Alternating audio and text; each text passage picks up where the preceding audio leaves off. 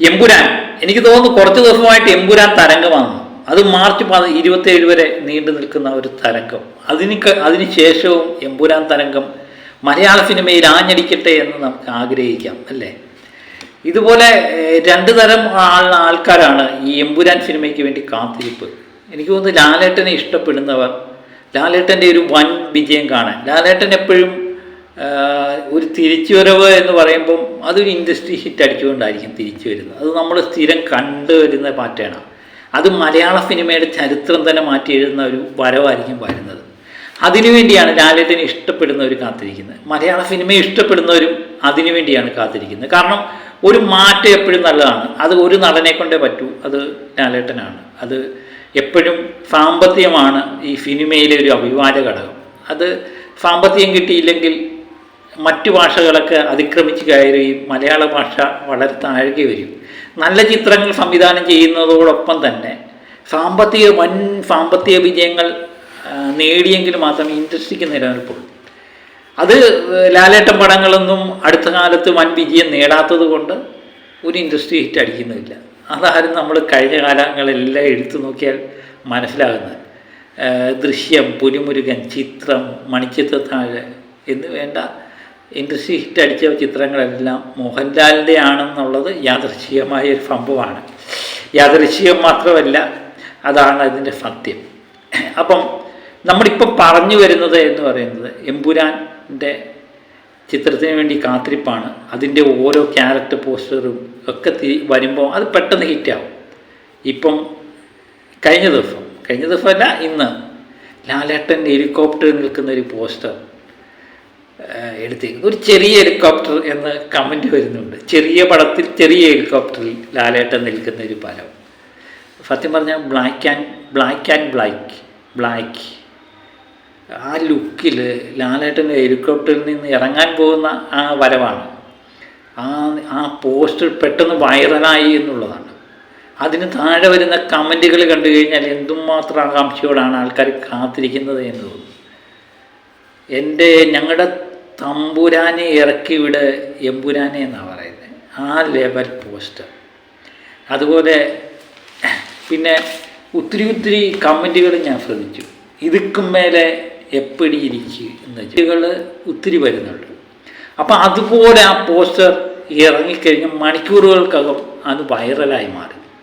അതാണ് എനിക്ക് തോന്നുന്നു ഈ എമ്പുരാൻ സിനിമയെ സംബന്ധിച്ച് അവരുടെ ഒരു മാർക്കറ്റിംഗ് തന്ത്രമാണ്.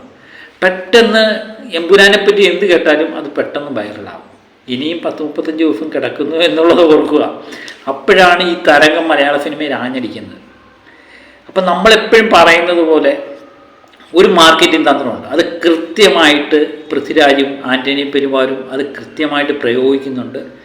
അത് ഈ വിവാദങ്ങളായാലും പോസിറ്റീവായാലും നെഗറ്റീവായാലും അവിടെ എല്ലാം എമ്പുരാൻ എന്ന് പറയുന്ന ചിത്രവുമായിട്ട് ബന്ധപ്പെട്ട ഒരു അപ്ഡേറ്റ് കാണാൻ പറ്റും. അതാണ് സ്ഥിരമായിട്ട് സംഭവിച്ചുകൊണ്ടിരിക്കുന്നത്.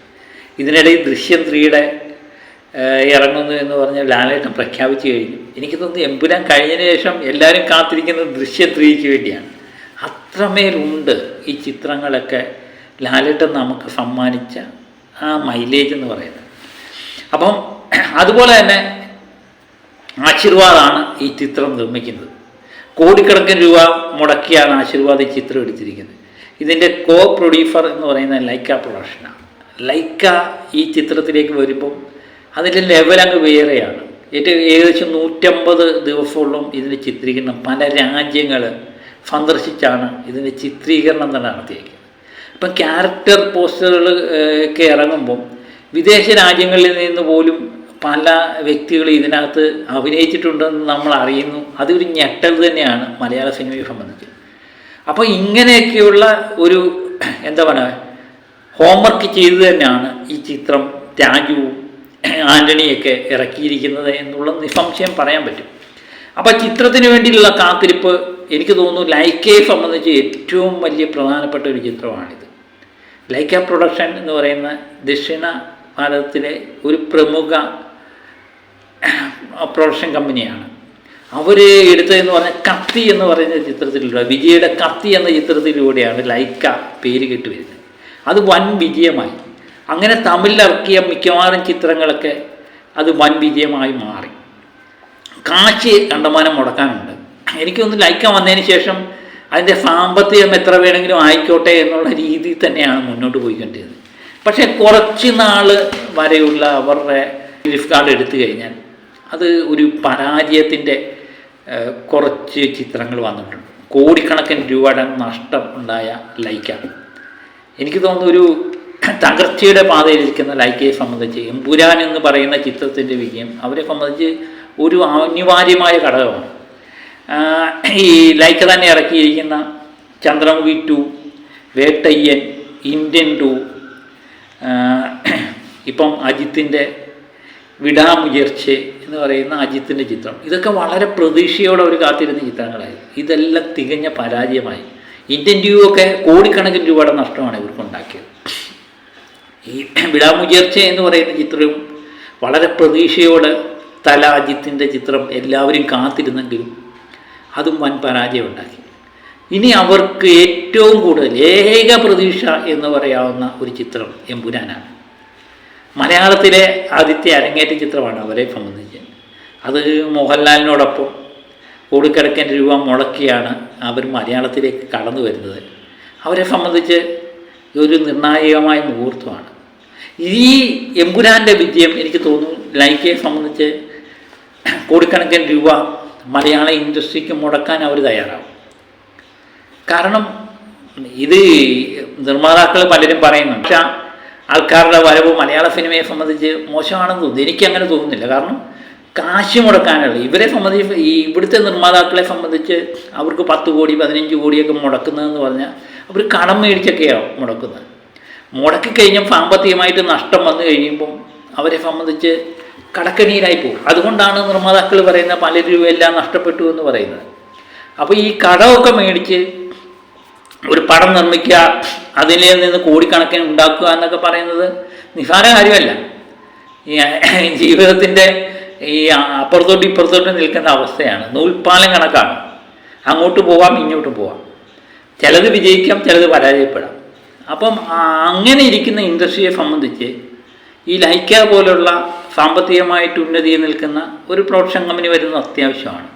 അപ്പോൾ ആ കമ്പനിയിൽ നിന്ന് നമുക്ക് നല്ല ചിത്രങ്ങളും സാമ്പത്തികമായിട്ട് നേട്ടമുണ്ടാകുന്നതും അതുപോലെ തന്നെ സാമ്പത്തികം മുടക്കി സാമ്പത്തികം കൊയ്യുന്ന ചിത്രങ്ങളായിരിക്കും പ്രതീക്ഷിക്കുന്നത്. എനിക്കൊന്ന് മലയാള സിനിമയിലെ നിർമ്മാതാക്കളെല്ലാം എനിക്കൊന്ന് ആശീർവാദം വെച്ച് ബാക്കി എല്ലാവരും ചെറിയ ചെറിയ മുടക്കം മുതലിൽ വൻ ലാഭം കൊയ്യാൻ വേണ്ടിയാണ് ശ്രമിച്ചുകൊണ്ടിരുന്നത്. പലരും അത് വിജയിച്ചിട്ടുമുണ്ട് കേട്ടോ.